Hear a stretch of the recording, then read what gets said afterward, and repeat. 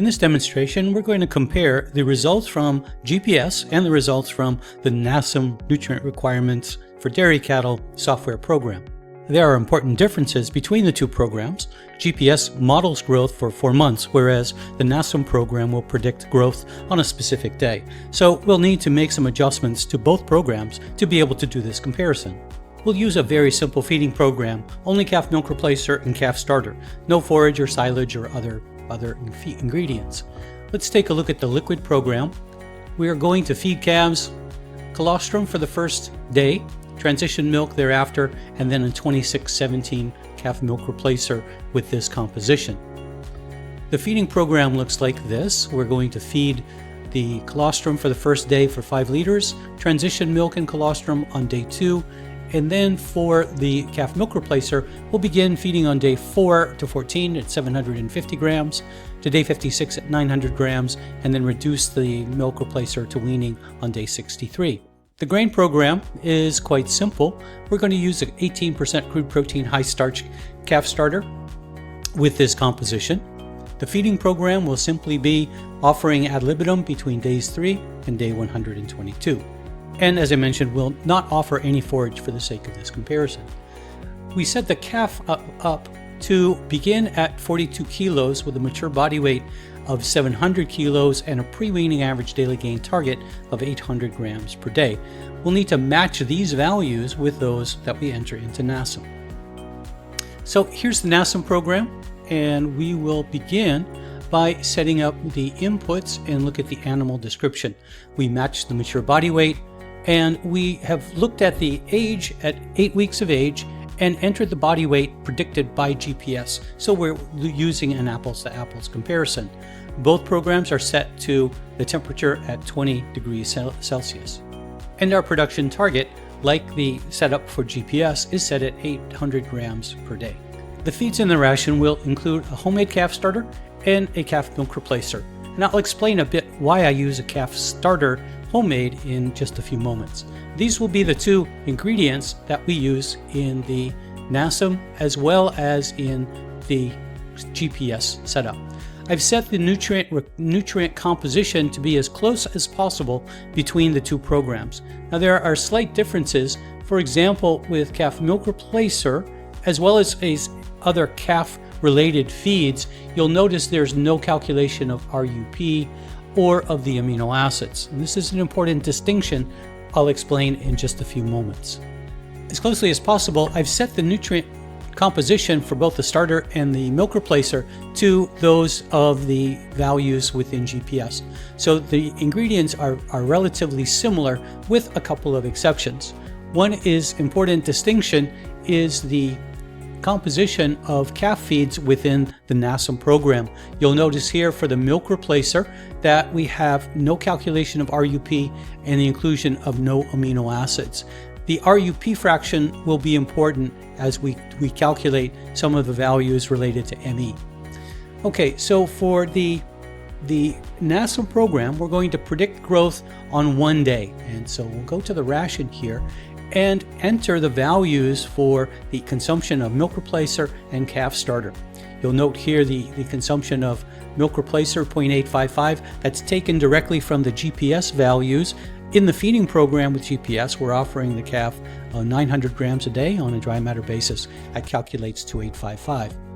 The 1.1678 intake of calf starter is the value from the GPS model. You'll notice that it differs very slightly from the calculations, the estimate based on the NASEM model, which is 1.13. So basically we have 1.12 versus 1.13. So within the NASEM model, we can do some quick calculations by refreshing the sidebar. NASEM will calculate the nutrient supply and requirements and calculate the energy allowable average daily gain and the protein allowable average daily gain, as we can see here, approximately 1 kilo per day.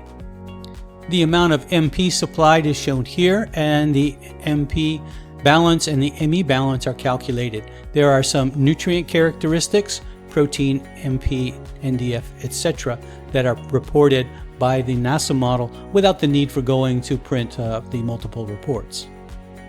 So how do these values compare with those from GPS?